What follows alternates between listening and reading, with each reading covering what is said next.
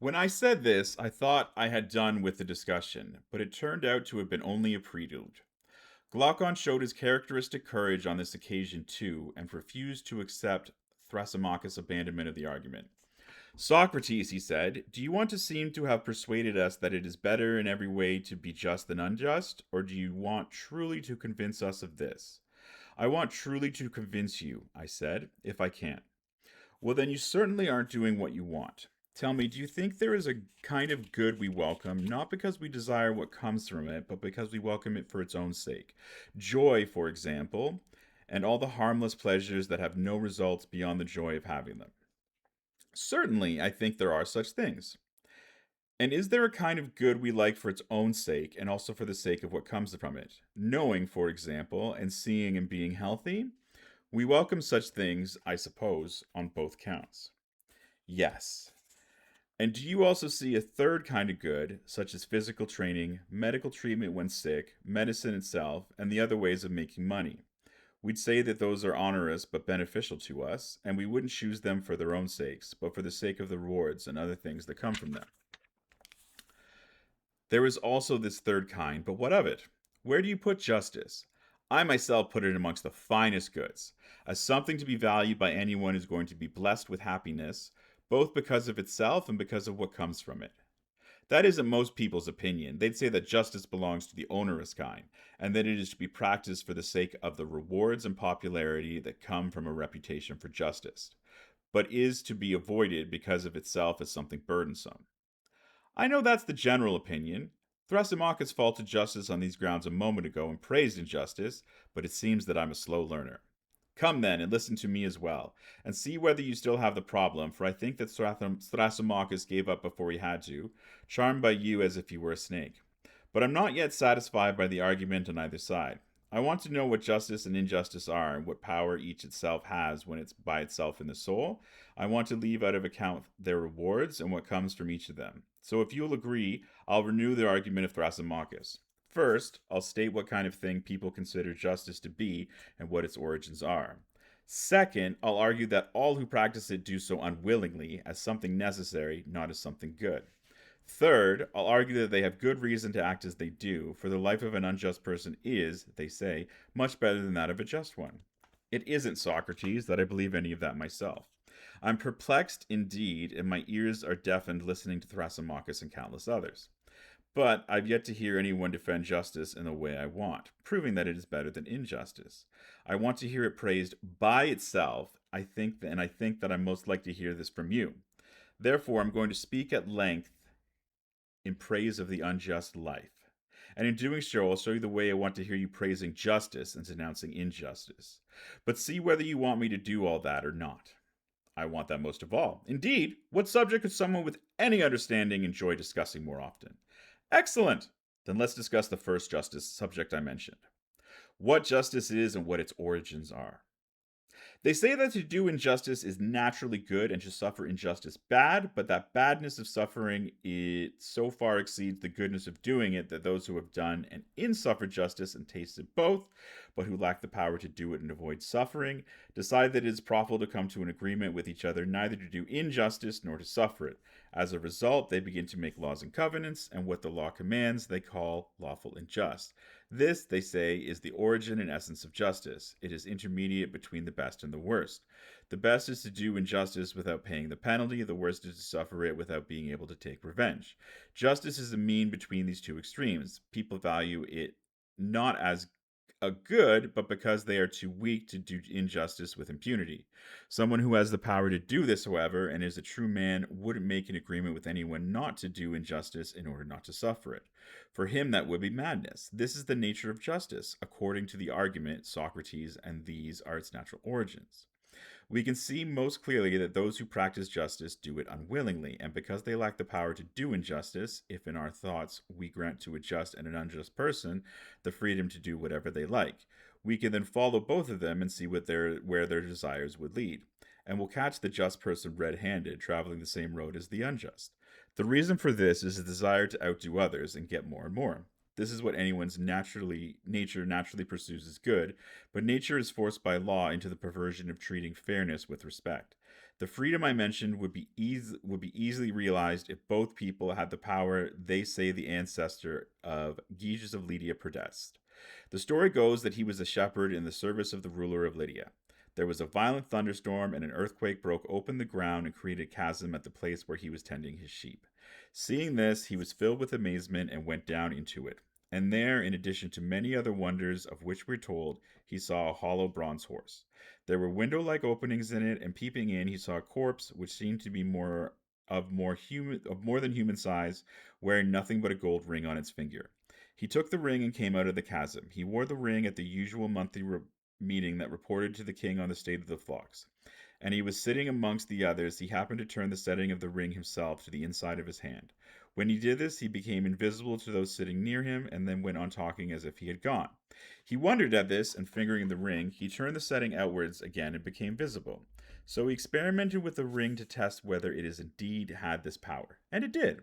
If he turned the setting inward, he became invisible, and if he turned it outward, he became visible again. When he realized this, he at once arranged to become one of the messengers sent to report to the king. And when he arrived there, he seduced the king's wife and attacked the king with her help, killed him, and took over the kingdom.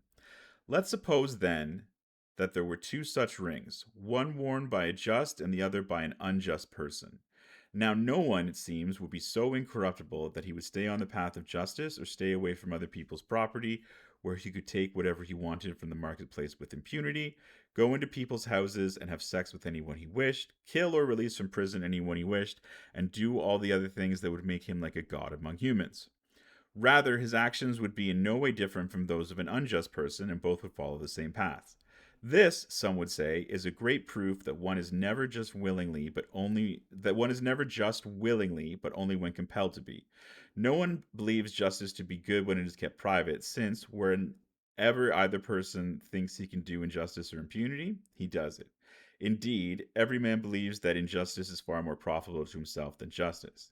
And any exponent of this argument will say he's right, for someone who didn't want to do injustice given this sort of opportunity and who didn't touch other people's property would be thought wretched and stupid by everyone aware of the situation. Though, of course, they'd praise him in public, deceiving each other for fear of suffering injustice. So much for my second topic. As for the choice between the lives we're discussing, we'll be able to make a correct judgment about that only if we separate the most just and the most unjust. Otherwise, we won't be able to do it. Here's the separation I have in mind. We'll subtract nothing from the injustice of an unjust person and nothing from the justice of a just one. We'll take each to be complete in his own way of life. First, therefore, we must suppose that an unjust person will act as a clever craftsman do. A first-rate captain or doctor, for example, knows the difference between what his craft can and can't do. He tempts the first but lets the second go by. If he happens to slip, he can put things right. In the same way, an unjust person's successful attempts at injustice must remain undetected if he is to be fully unjust.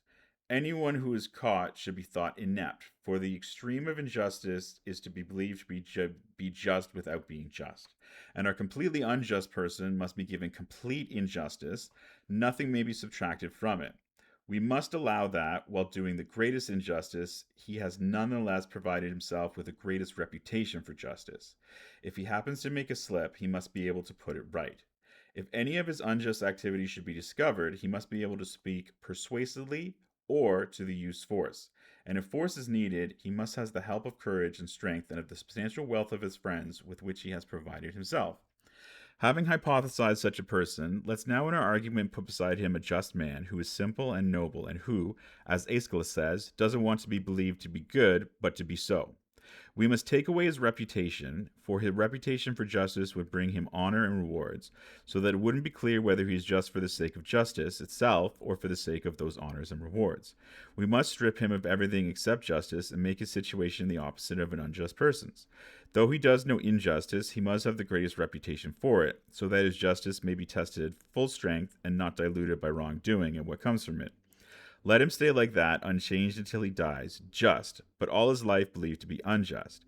In this way, both will reach the extremes, the one of justice and the other of injustice, and we will be able to judge which of them is happier. Whew, Glaucon said, how vigorously you've scoured each of the men for our competition, just as you would a pair of statues for an art competition.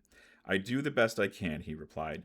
Since the two are as I've described, in any case, it shouldn't be difficult to complete the amount of the kind of life that awaits each of them, but it must be done. And if what I say sounds crude, Socrates, remember that it isn't I who speak, but those who praise injustice at the expense of justice. They'll say that a person in such circumstances will be whipped, stretched on a rack, chained, blinded with fire, and at the end, when he has suffered every kind of evil, he'll be impaled, and will realize that one shouldn't want to be just, but to be believed to be just. Indeed, Aeschylus's words are more correctly applied to unjust people than to just ones.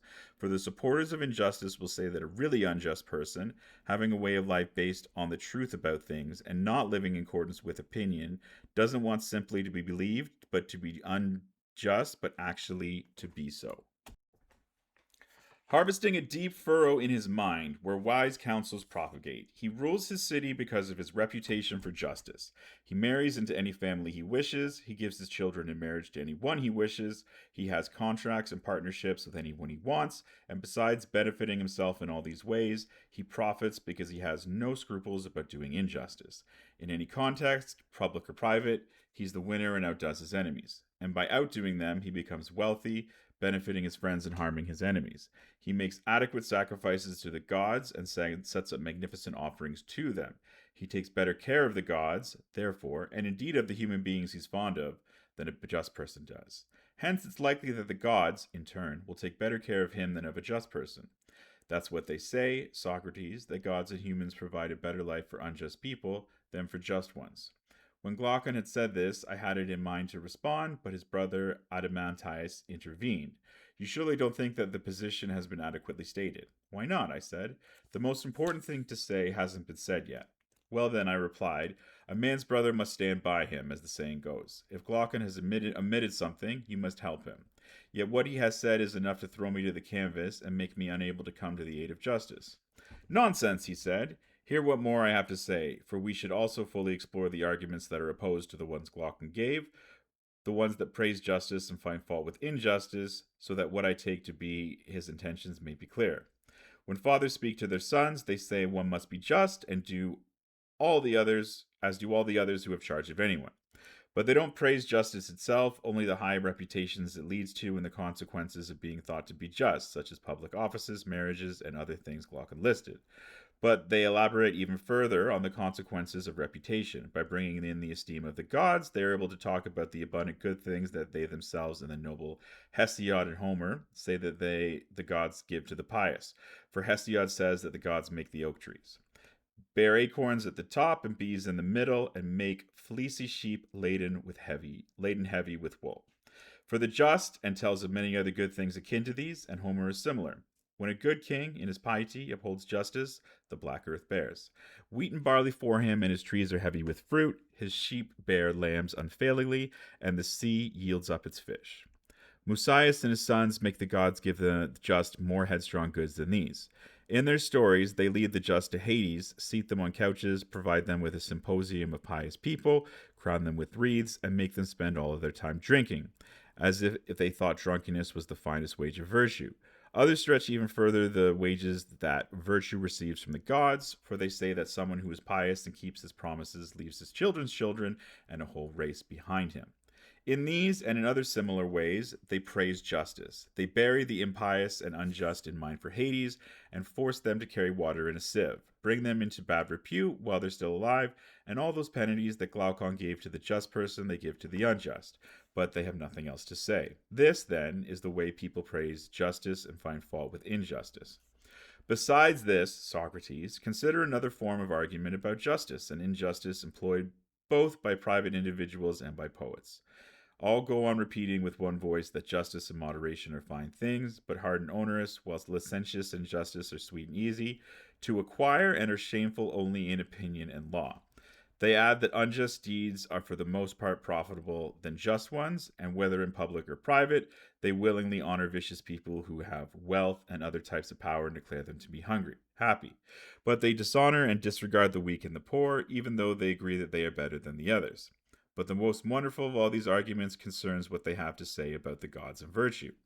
They say that the gods, too, assign misfortune and a bad life to many good people, and the opposite fate to their opposites. Begging priests and prophets frequent the doors of the rich and persuade them that they possess a God given power founded on sacrifices and incantations. If the rich person or any of his ancestors has committed an injustice, they can fix it with pleasant rituals. Moreover, if he wishes to injure some enemy, then, at little expense, he'll be able to harm just and unjust alike. For by means of spells and enchantments, they can persuade the gods to serve them. And the poets are brought forward as witnesses to all these accounts. Some harp on the ease of vice as follows: vice in abundance is easy to get, the road is smooth, and begins beside you. But the gods have put sweat between us and virtue, and a road that is long, rough, and steep. Others quote Homer to bear witness that the gods can be influenced by humans, since he said, the gods themselves can be swayed by prayer, and with sacrifices and soothing promises, incense and libations, human beings turn them from their purpose, when someone has transgressed and sinned. As they present a noisy throng of books by Musaeus and Orpheus, offspring, as they say, of Selene and the Muses, in accordance with which they perform their rituals, and they persuade not only individuals but whole cities that the unjust deeds of the living dead can be absolved or purified through sacrifices and pleasant games, whether those who have committed them are still alive or have died. These initiations, as they call them, free people from punishment hereafter, while a terrible fate awaits those who have not performed rituals. When all such sayings about the attitudes of gods and humans to virtue and vice are so often repeated, Socrates, what effect do you suppose they have on the souls of young people? I mean, those who are clever and are able to flip from one of these things to another, so to speak, and gather from them impression of what sort of person he should be and of how best to travel the road of life. He would surely ask himself Pindar's question. Should I, by justice or by crooked deceit, scale this high wall and live my life guarded and secure?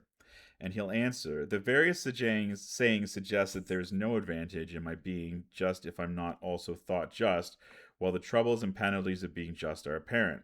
But they tell me that an unjust person, who has secured for himself a reputation for justice, lives the life of a god. Since then, opinion forcibly overcomes truth and controls happiness, as the wise men say. I must surely turn entirely to it. I would create a facade of illusory virtue around me to deceive those who come near, but keep it behind the greedy and crafty fox of the wise. Archilochus. But surely, someone will object, isn't it easy for vice to remain always hidden? We'll reply that nothing great is easy, and in any case, if we're to be happy, we must follow the path indicated in these accounts. To remain undiscovered, we'll form secret societies and political clubs. And there are teachers of persuasion to make us clever in dealing with assemblies and law courts. Therefore, using persuasion in one place and force in another will outdo others without paying a penalty. What about the gods? Surely we can't hide from them or use violent force against them. Well, if the gods don't exist or don't concern themselves with human affairs, why should we worry at all about hiding from them? If they do exist and do concern themselves with us, we've learned all we know about them from the laws and the poets who give their genealogies. Nowhere else. But these are the very people who tell us that the gods can be persuaded and influenced by sacrifices, gentle prayers, and offerings. Hence, we should believe them on both matters or neither. If we believe them, we should be unjust and offer sacrifices for the fruits of our injustice.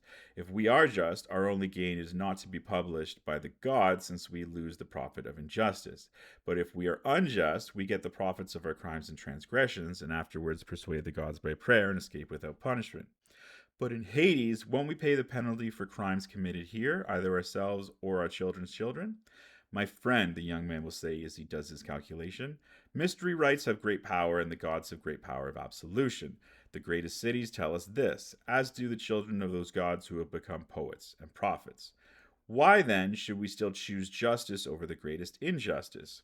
Many eminent authorities agree that, if we practice such injustice with a false facade, we'll do well at the hands of gods and humans, living and dying as we've a mind to. So, given all that has been said, Socrates, how is it possible for anyone of any power, whether mind, wealth, body, or birth, to be willing to honor justice and not laugh aloud when he hears it praised? Indeed, if anyone can show that what we said is false, and has adequate knowledge that justice is best, he'll surely be full, not of anger, but of forgiveness for the unjust. He knows that apart from someone of godlike character who is disgusted by injustice, or one who has gained knowledge and avoids injustice for that reason, no one is just willingly. Through cowardice or old age or some other weakness, people do indeed object to injustice. But it's obvious that they do so only because they lack the power to do injustice. For the first of them to acquire it is the first to do as much injustice as he can. And all of this has no other cause than the one that led Glaucon and me to say to you, Socrates, of all of you who claim to praise justice, from the original heroes of old whose words survive to the men of the present day, no one has blamed injustice or praised justice except by mentioning the reputation, honors, and rewards that are their consequences. No one has ever adequately described what each itself does of its own power by its presence in the soul of the person who possesses it, even if it remains hidden from gods and humans. No one, whether in poetry or in private conversations, has adequately argued that injustice is the worst thing a soul can have in it and justice is the greatest good. If you had treated the subject in this way and persuaded us from youth, we wouldn't be now guarding against one another's injustices, but each would be his own best guardian, afraid that by doing injustice, he'll be living with the worst thing possible. Thrasymachus or anyone else might say what we've said, Socrates, or maybe even more, in discussing justice and injustice, crudely inverting their powers, in my opinion. And frankly, it's because I want to hear the opposite from you that I speak with all the force I can muster. So don't merely give us a theoretical argument that justice is stronger than injustice, but tell us what each itself does because of its own powers to someone who possesses it that makes injustice bad and justice good. Follow Glaucon's advice and don't take reputations into account. For if you don't deprive justice and injustice of their true reputations and attach false ones to them, we'll say that you are not praising them but their reputations, and that you're encouraging us to be unjust in secret. In that case, we'll say that you agree with Thrasymachus that justice is the good of another, the advantage of the stronger, while injustice is one's advantage and profit, though not the advantage of the weaker. You agree that justice is one of the greater goods, the ones that are worth getting for the sake of what comes to them, but more so for their own sake, such as seeing, hearing, knowing, being healthy, and all of the goods that are fruitful by their own nature, and not simply because of reputation. Therefore, praise justice as a good of that kind, explaining how, because of its very self, it benefits its possessors and how injustice harms them. Leave wages and reputations for others to praise. Others would satisfy me if they praised justice and blamed injustice in that way, extolling the wages of one and denigrating those of the other. But you, unless you ordered me to be satisfied, wouldn't, for you spent your whole life investigating this and nothing else. Don't, then, give us only a theoretical argument that justice is stronger than injustice, but show what effect each has because of itself on the person who has it, the one for good and the other for bad, whether it remains hidden from gods and human beings or not. While I'd always admired the natures of Glaucon and Adeimantus, I was especially pleased on this occasion, and I said, You are the sons of a great man, and Glaucon's lover began his elegy well when he wrote, celebrating your achievements at the Battle of Megara. Sons of Ariston, godlike offspring of a famous man. That's well said, in my opinion, and you must be indeed affected by the divine if you're not convinced that injustice is better than justice, and yet can speak on its behalf as you have done. And I believe that you really are unconvinced by your own words. I am furthest from the way you live, for if I only had your words to go on, I wouldn't trust you. The more I trust you, however, the more I'm at a loss as to what to do. I don't see how I can be of help. Indeed, I believe I'm incapable of it. And here's my evidence. I thought I said to Thrasymachus, showed that justice is better than injustice, but you won't accept it from me. On the other hand, I don't see how I can refuse my help, for I fear that it may even be impious to have breath in one's body and the ability to speak, and yet to stand idly by and not defend justice when it is being prosecuted. So the best course is to give justice any assistance I can. Glaucon and the others beg me not to abandon the argument, but to help in every way to track down what justice and injustice are, and what the truth about their benefits is. So I told them what I had in mind. The investigation we're undertaking is not an easy one, but requires keen eyesight. Therefore, since we aren't clever people, we should adopt the method of investigation that we'd use if, lacking keen eyesight, we were told to read small letters from a distance and then notice that the same letters existed elsewhere in a larger size and on a larger surface. We consider it a godsend, I think, to be allowed to read the larger ones first and then to examine the smaller ones, to see whether they really are the same. That's certainly true, said Adeimantus, but how is this case similar to our investigation of justice? I'll tell you, we say, don't we? That there is a justice of a single man and also the justice of a whole city. Certainly. And a city is larger than a single man. It is larger.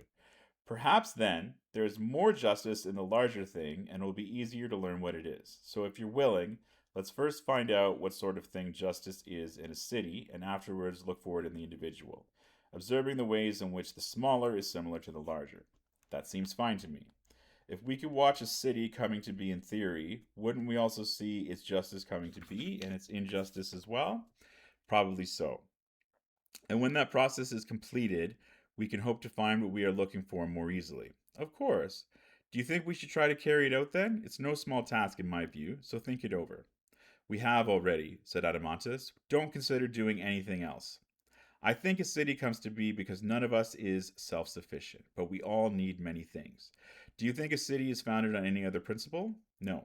And because people need many things, and because one person calls in a second out of one need and on a third out of a different need, many people gather in a single place to live together as partners and helpers. And such is a settlement is called a city.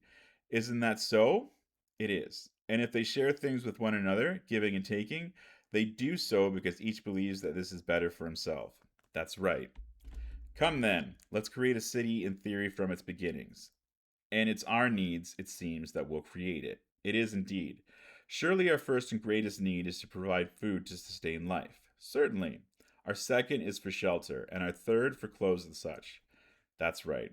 How then will a city be able to provide all this? Won't one person have to be a farmer, another a builder, and another a weaver? And shouldn't we add a cobbler and someone else to provide medical care? All right. So the essential minimum for a city is 4 or 5 men? Apparently. And what about this? Must each of them contribute his own work for the common use of all? For example, will a farmer provide food for everyone, spending quadruple the time and labor to provide food to be shared by them all? Or will he not bother about that, producing 1/4 of the food in 1/4 of the time, and spending the other 3/4, one in building a house, one in the production of clothes, and one in making shoes, not troubling to associate with the others, but minding his own business on his own? Perhaps, Socrates, Adeimantus replied, the way you suggested first would be easier than the other. That certainly wouldn't be surprising, for even as you were speaking, it occurred to me that in the first place, we weren't all born alike, but each of us differs somewhat in nature from the others, one being suited to one task, another to another. Or don't you think so? I do. Second, does one person do a better job if he practices many crafts, or, since he's one person himself, if he practices one? If he practices one. It's clear, at any rate, I think, that if one misses the right moment in anything, the work is spoiled. It is. That's because the thing to be done won't wait on the leisure of the doer, but the doer must of necessity pay close attention to his work rather than treating it as a secondary occupation. Yes, he must. The result then is that more plentiful and better quality goods are more easily produced if each person does one thing for which he is naturally suited, does it at the right time, and is released from having to do any of the others. Absolutely. Then, Ademontes, we're going to need more than 4 citizens to provide the things we've mentioned. For a farmer won't make his own plow, not if it's to be a good one, nor his hoe, nor any other things farming tools. Neither will a builder, and he, too, needs lots of things. And the same is true of a weaver and a cobbler, isn't it? It is. Hence, carpenters, metal workers, and many of the craftsmen that sort will share our city and make it bigger. That's right. So it won't be a huge settlement if we add cowherds, shepherds, and other herdsmen in order that the farmers have cows to do their plowing, the builders have oxen to share with the farmers in hauling their materials, and the weavers and cobblers have hides and fleeces to use. It won't be a small one either, if it has to hold all those. Moreover, it's almost impossible to establish a city in a place where nothing has to be imported. Indeed, it is. So we'll need further people to import from other cities whatever is needed. Yes, and if an importer goes empty handed to another city, without a cargo of things needed by the city from which he's to bring back what his own city needs, he'll come away empty handed, won't he? So it seems. Therefore, our citizens must not only produce enough for themselves at home, but also goods of the right quality and quantity to satisfy the requirements of others. They must, so we'll need more farmers and other craftsmen in our city. Yes, and others to take care of imports and exports, and they're called merchants, aren't they? Yes, so we'll need merchants too, certainly. And if the trade is by sea, we'll need a good many others who know how to sail. A good many indeed. And how will those in the city itself share the things that each produces? It was for the sake of this that we made their partnership and founded their city. Clearly, they must do it by buying and selling. Then we'll need a marketplace and a currency for such exchange. Certainly. And if a farmer or any other craftsman brings some of his products to market, and he doesn't arrive at the same time as those who want to exchange things with him, Is he to sit idly in the marketplace away from his own work? Not at all. There'll be people who notice this and provide the requisite service. In well organized cities, they'll usually be those whose bodies are weakest and those aren't fit to do any work. They'll stay around the market exchanging money for the goods of those who have something to sell, and then exchanging those goods for the money of those who want them. Then, to fill this need, there will have to be retailers in our city. For aren't those who establish themselves in the marketplace to provide this service of buying and selling called retailers, while those who travel between cities are called merchants? That's right. There are other servants, I think, whose minds alone wouldn't qualify them for membership in our society, but whose bodies are strong enough for labor. These sell the use of their strength for a price called a wage, and hence are called themselves wage earners. Isn't this so? Certainly. So wage earners complete our city. I think so. Well, Ademontis, has our city grown to completeness then? Perhaps it has. Then where are justice and injustice to be found in it? With which of the things we've examined did they come in? I've no idea, Socrates, unless it was somewhere in some need that these people have of one another. You may be right, but we must look into it and not grow weary. First, then, let's see what sort of life our citizens will lead when they've been provided for in the way we've been describing. They'll produce bread, wine, clothes, and shoes, won't they? They'll build houses, work naked and barefoot in the summer, and wear adequate clothing and shoes in the winter. For food, they'll knead and cook the flour and meal that they've made from wheat and barley. They'll put their honest cakes and loaves on reeds or clean leaves, and reclining on beds strewn with yew and myrtle, they'll feast with their children, drink their wine, and crown with wreaths hymn the gods. They'll enjoy sex with one another, but bear no more children than their resources allow, lest they fall into either poverty or war. It seems that you make your people feast without any delicacies, Glaucon interrupted. True enough, I said. I was forgetting that they'll obviously need salt, olives, cheese, boiled roots, and vegetables of the sort they cook in the country.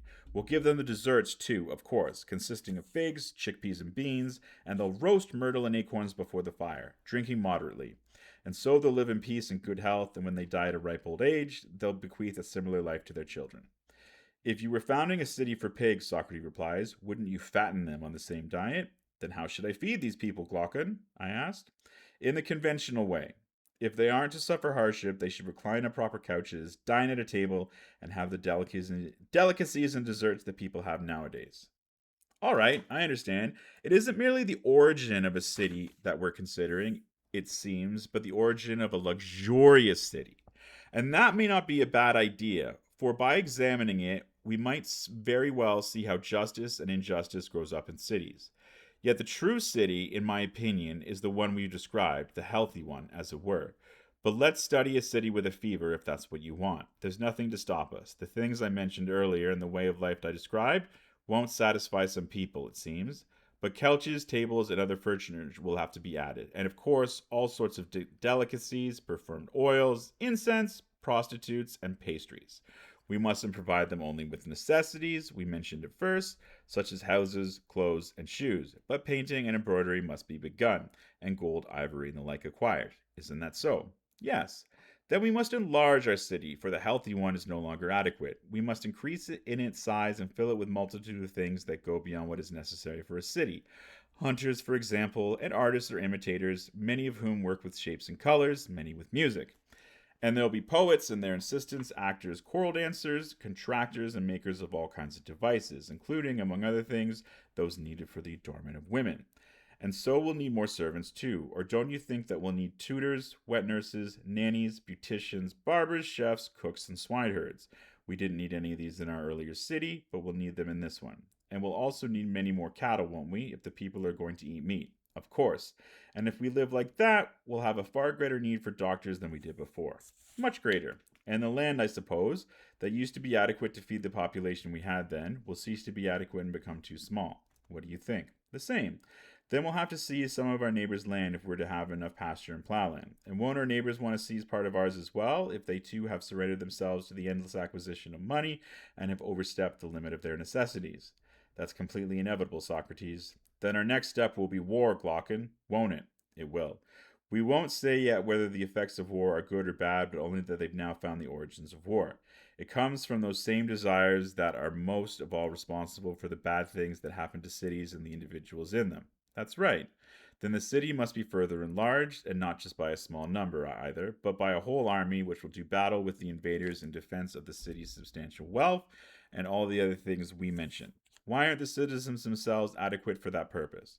They won't be if the agreement you and the rest of us made when we were founding that city was a good one, for surely we agreed, if you remember, that it's impossible for a single person to practice many crafts or professions well. That's true. Well, then, don't you think that warfare is a profession? Of course. Then should we be more concerning about cobbling than about warfare? Not at all. But we prevented a cobbler from trying to be a farmer, weaver, or builder at the same time and said that he must remain a cobbler in order to produce fine work. And each of the others, too, was to work all his life at a single trade for which he had a natural aptitude and keep away from all the others so as not to miss the right moment to practice his own work well. Now, isn't it of the greatest importance that warfare be practiced well? And is fighting a war so easy that a farmer or a cobbler or any other craftsman can be a soldier at the same time? Though no one can become so much as a good player of checkers or dice if he considers it only as a sideline and doesn't practice it from childhood. Or can someone pick up a shield or any other weapon or tool of war and immediately perform adequately in an infantry battle of any kind? No other tool makes anyone pick it up, a craftsman or champion, unless he has acquired the requisite knowledge and he has sufficient practice. If tools can make anyone who picked them up an expert, they'd be valuable indeed. Then to the degree that the work of the guardians is most important, it requires most freedom from other things and the greatest skill and devotion. I should think so. And doesn't it also require a person whose nature is suited to that way of life? Certainly. Then our job, it seems, is to select, if we can, the kind of nature suited to guard the city. It is. By God, it's no trivial task that we've taken on, but insofar as we are able, we mustn't shrink from it. No, we mustn't. Do you think that when it comes to guarding, there is any difference between the nature of a pedigree young dog and that of a well born youth? What do you mean? Well, each needs keen senses, speed to catch what it sees, and strength in case it has to fight it out with what it captures. They both need all these things. And each must be courageous if he's to fight well, of course. And will a horse, a dog, or any other animal be courageous if he isn't spirited? Or haven't you noticed just how invincible and unbeatable spirit is, so that its presence makes the whole so fearless and unconquerable? I have noticed that. The physical qualities of the guardians are clear then. Yes. And as far as their souls are concerned, they must be spirited. That too. But if they have natures like that, Glaucon, won't they be savage to each other and to the rest of the citizens? By guard, it will be hard for them to be anything else. Yet surely they must be gentle to their own people and harsh to the enemy. If they aren't, they won't wait around for others to destroy the city, but will do it themselves first. That's true. What are we to do then? Where are we to find a character that is both gentle and high spirited at the same time? After all, a gentle nature is the opposite of a spirited one. Apparently, if someone lacks either gentleness or spirit, he can't be a good guardian, yet it seems impossible to combine them. It follows that a good guardian cannot exist. It looks like it. I couldn't see a way out, but on re examining what had gone before, I said we deserve to be stuck, for we lost sight of the analogy we put forward. How do you mean? We overlooked the fact that there are natures of the sort we thought impossible, natures in which these opposites are indeed combined. Where? You can see them in other animals too, but especially in the one to which we compared the guardian, for you know, of course, that a pedigree dog naturally has a character of this sort.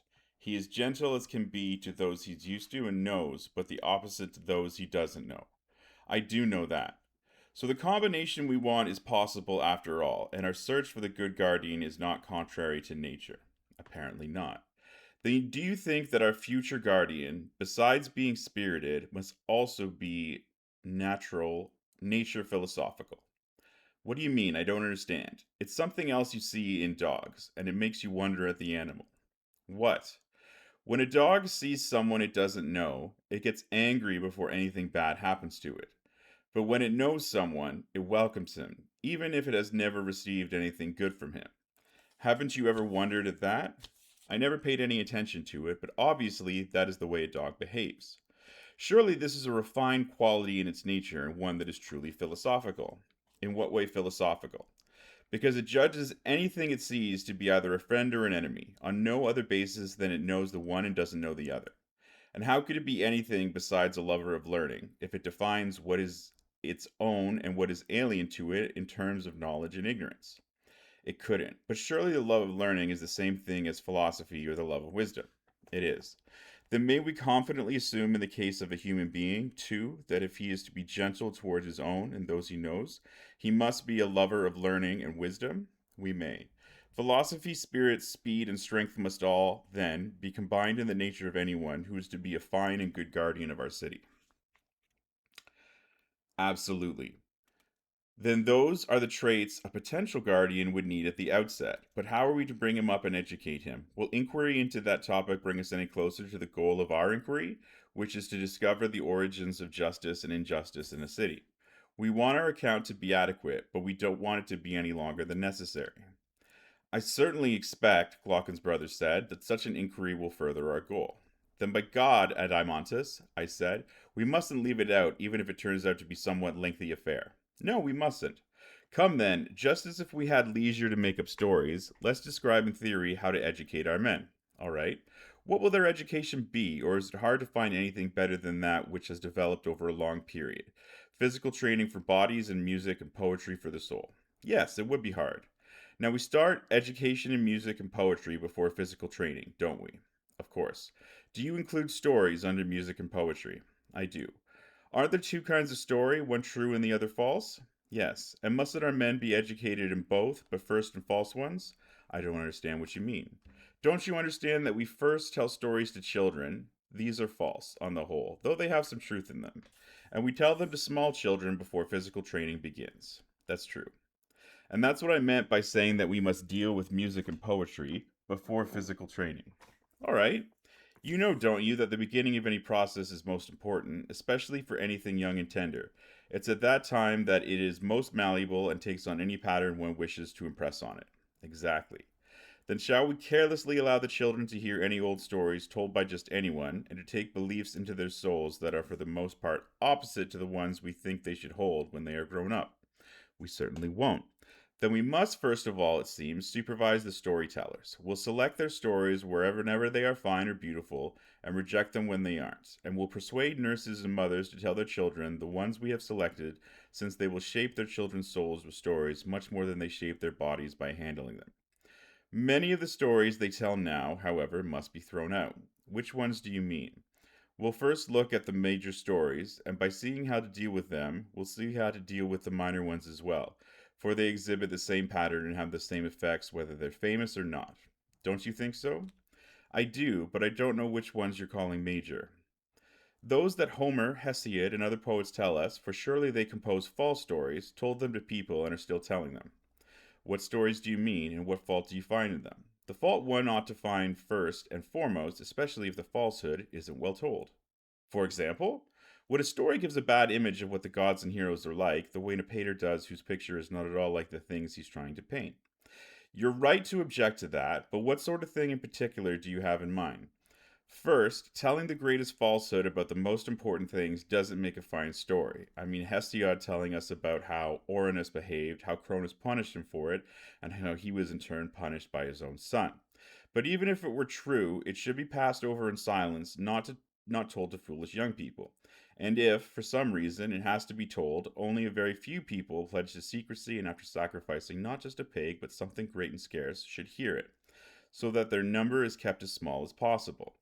Yet such stories are hard to deal with, and they shouldn't be told in our city, Adeimantus, nor should a young person hear it said that in committing the worst crimes he's doing nothing out of the ordinary, or that if he inflicts every kind of punishment on an unjust father, he's only doing the same as the first and greatest of the gods. No, by God, I don't think myself that these stories are fit to be told. Indeed, if we want the guardians of our city to think that it's shameful to be easily provoked into hating one another, we mustn't allow any stories about gods warring, fighting, or plotting against one another, for they aren't true. The battles of gods and giants, and all the various stories of the gods hating their families or friends, should neither be told nor even woven in embroideries. If we're to persuade our people that no citizen has ever hated another, and that it's impious to do so, then that's what should be told to children from the beginning by old men and women. And as these children grow older, poets should be compelled to tell them the same sort of thing. We won't admit stories into our city, whether allegorical or not, about Hera being chained by her son, nor about Hephaestus being hurled from heaven by his father when he tried to help his mother, who was being beaten, nor about the battle of the gods in Homer. The young can't distinguish what is allegorical from what isn't, and the opinions they absorb at that age are hard to erase and apt to become unalterable. For these reasons, then, we should probably take the utmost care to ensure that the first stories they hear about virtue are the best ones for them to hear. That's reasonable, but if someone asks us what these stories are, what should we say? You and I, Adamantus, aren't poets, but we are founding a city, and it's appropriate for the founders to know the patterns on which poets must base their stories and from which they mustn't deviate. But we aren't actually going to compose their poems for them. All right, but what precisely are the patterns for theology or stories about the gods? Something like this: whether in epic, lyric, or tragedy, a god must always be represented as he is. Indeed, he must. Now, a god is really good, isn't he, and must be described as such? What else? And surely nothing good is harmful, is it? I suppose not. And what isn't harmful do harm. And can what isn't harmful do harm? Never. Or can what does no harm do anything bad? No. And can what does nothing bad be the cause of anything bad? How could it? Moreover, the good is beneficial. Yes. It is the cause of doing well? Yes. The good isn't the cause of all things, then, but only of good ones. It isn't the cause of bad ones. I agree entirely. Therefore, since a God is good, he is not, as most people claim, the cause of everything that happens to human beings, but only a few things, for good things are fewer than bad ones in our lives. He alone is responsible for the good things, but we must find some other cause for the bad ones, not a God. That's very true, and I believe it. Then we won't accept from anyone the foolish mistake Homer makes about the gods when he says, there are two urns at the threshold of Zeus, one filled with good fates, the other with bad ones. And the person to whom he gives a mixture of these sometimes meets with a bad fate, sometimes with good. But the one who receives his fate entirely from the second urn, evil famine drives him over the divine earth.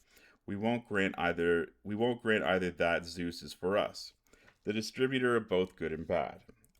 And as to the breaking of the promised truce by Pandarus, if anyone tells us that it was brought about by Athena and Zeus, or that Themis and Zeus were responsible for strife and contention among the gods, we will not praise him.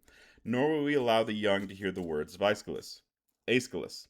A god makes mortals guilty when he wants to utterly destroy a house. And if anyone composes a poem about the sufferings of Niobe, such as the one in which these lines occur, or about the house of Pelops, or the tale of Troy, or anything else of that kind, we must require him to say that these things are not the work of a god. Or, if they are, then poets must look for the kind of account of them that we are now seeking, and say that the actions of the gods are good and just, and that those they punish are benefited thereby. We won't allow poets to say that the punished are made wretched, and that it was a god who made them so. But we will allow them to say that bad people are wretched because they are in need of punishment, and that, in paying the penalty, they are benefited by the gods. And as for saying that a god, who is himself good, is the cause of bad things, we'll fight that in every way, and we won't allow anyone to say it in his own city.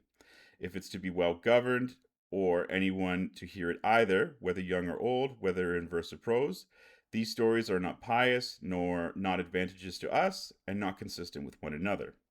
I like your law, and I'll vote for it. This, then, is one of the laws or patterns concerning the gods to which speakers and poets must conform, namely, that a god isn't the cause of all things, but only of good ones. And it's a fully satisfactory law. And what about this second law? Do you think that a god is a sorcerer, able to appear in different forms at different times, sometimes changing himself from his own form into many shapes, sometimes deceiving us by making us think that he has done it? Or do you think he's simple and least of all likely to step out of his own form? I can't say offhand. Well, what about this? If he steps out of his own form, mustn't he either change himself or be changed by something else?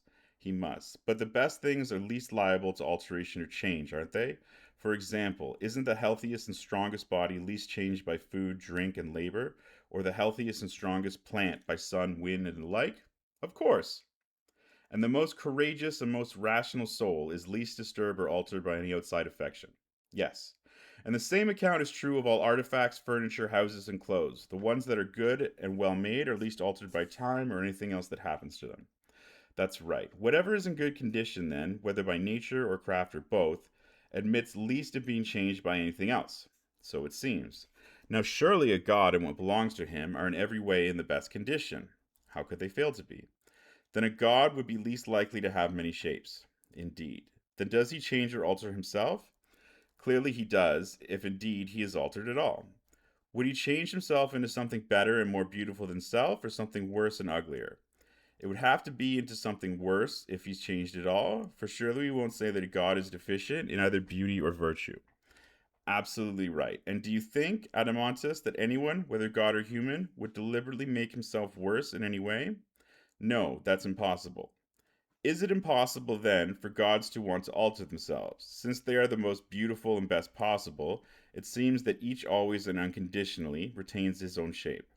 That seems entirely necessary to me. Then let no poet tell us about Proteus or Theseus, or say that the gods, in the likeness of strangers from foreign lands, adopt every sort of shape and visit our cities. Nor must they present Hera, in their tragedies or other poems, as a priestess collecting alms for the life giving sons of the Argive river Inachus, or tell us other stories of the sort. Nor must mothers, believing bad stories about the gods wandering at night in the shapes of strangers from foreign lands, terrify their children with them. Such stories blaspheme the gods and, at the same time, make children more cowardly. They mustn't be told. But though the gods are unable to change, do they nonetheless make us believe that they appear in all sorts of ways, deceiving us through sorcery? Perhaps. What would a god willing to be false, either in word or deed, by presenting an illusion? I don't know. Don't you know that a true falsehood, if one may call it that, is hated by all gods and humans? What do you mean? I mean that no one is willing to tell falsehoods to the most important part of himself about the most important things. But of all places, he is most afraid to have falsehood there. I still don't understand. That because you think I'm saying something deep, I simply mean that to be false to one's soul about the things that are, to be ignorant and to have hold falsehood there, is what everyone else would least of all accept, for everyone hates a falsehood in that place most of all. That's right. Surely, as I said just now, this would be most correctly called true falsehood, ignorance in the soul of someone who has been told a falsehood. Falsehood, in words, is a kind of imitation of this affectation in the soul, an image of it that comes into being after it and is not a pure falsehood. Isn't that so? Certainly. And the thing that is really a falsehood is hated not only by the gods but by human beings as well. It seems so to me. What about falsehood in words? When and to whom is it useful and so not deserving of hatred? Isn't it useful against one's enemies? And when any of our so called friends are attempting, through madness or ignorance, to do something bad, isn't it a useful drug for preventing them? It is also useful in the case of those stories we were talking about, the ones we tell because we don't know the truth about those ancient events involving the gods. By making a falsehood as much like the truth as we can, don't we also make it useful? We certainly do. Then in which of these ways could a falsehood be useful to a god? Would he make false likeness of ancient events because of his ignorance of them? It would be ridiculous to think that. Then there is nothing of the false poet in a god, not in my view. Would he be false then through fear of his enemies? Far from it. Because of this, the ignorance or madness of his family or friends, then. No one who is ignorant or mad is a friend of the gods. Then there's no reason for a god to speak falsely. None. Therefore, the daimonic and the divine are in every way free from falsehood. Completely. A god, then, is simple and true in word and deed. He doesn't change himself or deceive others by images, words, or signs, whether in visions or in dreams. That's what I thought as soon as I heard you say it. You agree, then, that this is our second pattern for speaking or composing poems about the gods. They are not sorcerers who change themselves, nor do they mislead us by falsehoods in words or deeds. I agree. So even though we may praise many things in Homer, we won't approve of the dreams Zeus sent to Agamemnon, nor of Aeschylus when he makes Thetis say the Apollo sang in prophecy at her wedding. About the good fortune my children would have, free of disease throughout their long lines, and of all the blessings that the friendship of the gods would bring me, I hope that Phoebus's divine mouth would be free of falsehood, endowed as it is with the craft of prophecy. But the very god who sang, the one at the feast, the one who said all this, he himself it is who killed my. Therefore, the daemonic and the divine are in every way free from falsehood, completely. A god, then, is simple and true in word and deed. He doesn't change himself or deceive others by images, words, or signs, whether in visions or in dreams. That's what I thought as soon as I heard you say it. You agree, then, that it is our second pattern for speaking or composing poems about the gods. They are not sorcerers who change themselves, nor do they mislead us by falsehoods in words or deeds. I agree. So even though we praise many things in Homer, we won't approve of the dream Zeus sent to Agamemnon, nor of Aeschylus when he makes Thetis say that Apollo sang in prophecy at her wedding, about the good fortune my children would have, free of disease throughout their long lives, and of all the blessings that the friendship of the gods would bring me. I hope that the Phoebus divine mouth would be free of falsehood, endowed as it is with the craft of prophecy. But the very God who sang, the one at the feast, the one who said all this, he himself it is who killed my son. Whenever anyone says such things about a god, we'll be angry with him, refuse him a chorus, and not allow his poetry to be used in the education of the young, so that our guardians will be as God-fearing and godlike as human beings can be. I completely endorse those patterns, he said, and I would enact them as laws.